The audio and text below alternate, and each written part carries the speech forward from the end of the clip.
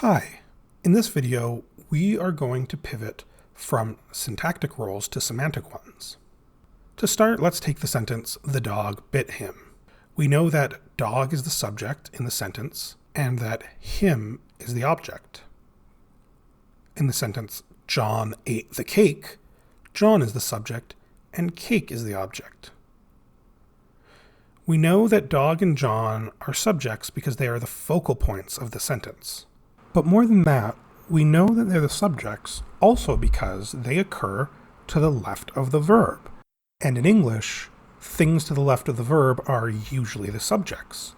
But why do we care so much about structure, things like word order or something being subordinate to a verb? Why can't we just say that a subject is the thing that does an action, while an object is a thing that is affected by the verb, as we sort of did in the last video? Well, for this I would say, let's take the sentence, "He was bitten by the dog." Here we would say that in English, he is the subject because it is to the left of the verb. We also would say that the dog is the object of the verb because that word is subordinate to the verb. But wait, we said before that in the sentence, "The dog bit him," that the dog was the subject and he or him was the object. And it has basically the same meaning as "he was bitten by the dog." So why is it that suddenly now these two syntactic categories have changed? Well, this is because syntactic roles are about the structure of the sentence, not so much the meaning. To address meaning, we're going to talk about semantic roles. Semantic roles, also called thematic roles, are opposed to syntactic roles in that they care not about the structure of the sentence, but about what a word actually means and is actually doing in the semantic context. There are a number of semantic roles that linguists make use of. In this course, we will cover the most common 9 of them. Note that these apply only to nouns or noun phrases. The first is agent, patient, theme, source, goal, location, experiencer, stimulus, and then finally force. Let's go through these one by one and describe how to use them. An agent is an entity that performs an action deliberately.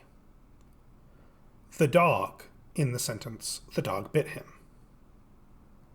A patient is the entity that receives an action and is changed as a result.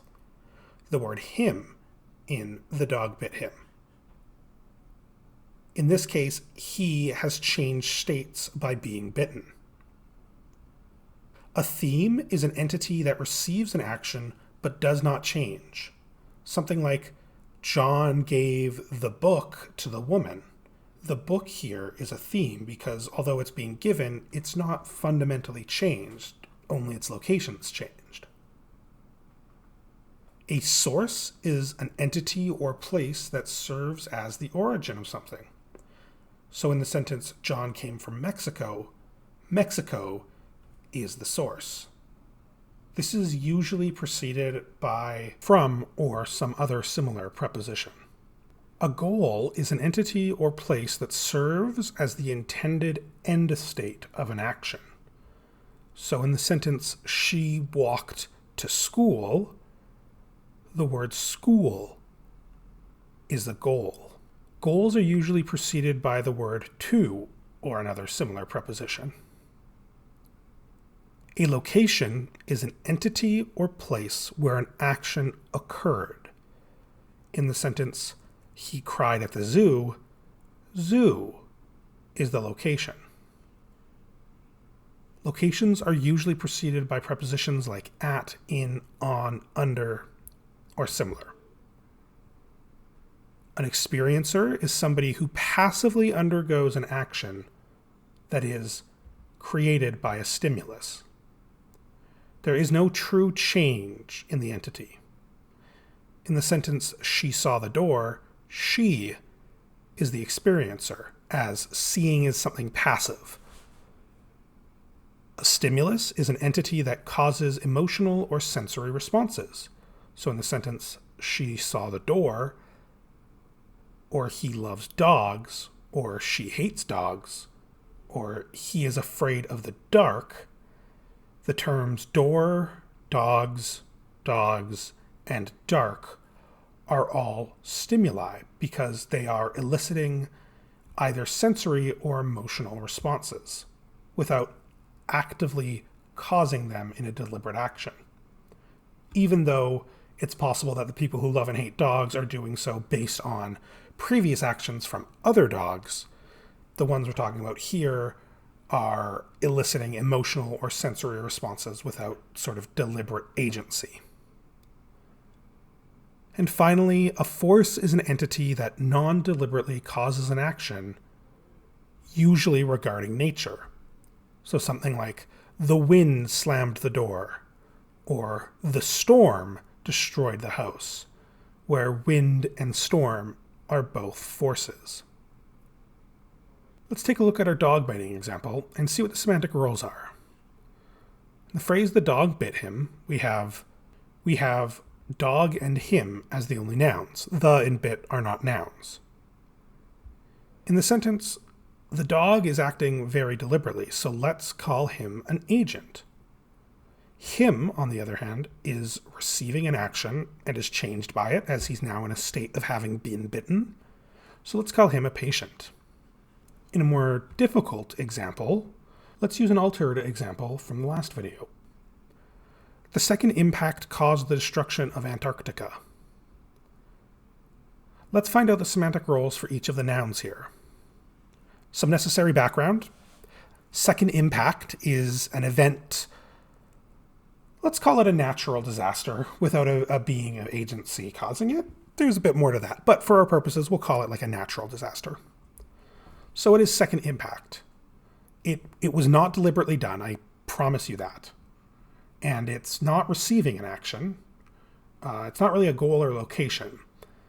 But we can call it force because it seems to be some sort of force of nature. Well, how about the term destruction? Here the term is referring to the state of being destroyed. It's not referring to the actual process of destruction. So this one's pretty tricky, but our best bet is to call it a theme. Destruction is a state and is the result of the verb cause. So we know that it's not an agent, source, goal, location, experience, stimulus, or force. Our only real options are patient or theme. And given that there's no explicit change to the state of destruction, we wouldn't really call it a patient. So let's just call it a theme, as that's really the only thing left in the closest match. Finally, Antarctica. Now let's be careful with this one and make sure that we're not calling it a location. Although in casual English we would say that all continents and countries are locations, the meaning of location in semantics as a semantic role is a place where an action occurred. In the sentence above, we don't actually know if the second impact happened in Antarctica. For all we know, it started in the Pacific Ocean, but led to flooding and global warming, which caused the destruction of Antarctica. As a result, we can't really say that it's a location. However, we do know that Antarctica is receiving the destruction that is caused by the verb. In this sense, we see a change in Antarctica, and that change is destruction. Because there's a change and a very real reception of it, we will call Antarctica a patient. Now, remember, thematic roles are not concerned with the structure of the sentence, but rather the meaning. That means that if we changed our example a bit to be, the second impact destroyed Antarctica, the only change of our thematic roles is that we see the term the destruction becoming the verb destroy, and thus no longer having a thematic role. The second impact is still our force, and Antarctica is still our patient, though. This will be it for our video on semantic roles. Figuring these out really benefits from practice, So I suggest going through the textbook if you have access to it and the study guide to make use of it. If you want to come up with some practice questions and check your answers with me, I'd be happy to look them over. And in fact, if you want to do this, why don't you post them in the anonymous forum with your best guess, and everyone can participate and see what they think about each post. And I'll let everyone work it through on their own until after office hours on Thursday, and I'll post my answer to any questions that you've put up with the semantic roles. Let's put a deadline on it, though, and say that I'll only commit to answering all of those sentences posted before 1 p.m. on Thursday. And with that, I'll see you all in the next video, which will be on phrase structure rules, and it'll be a bit more involved.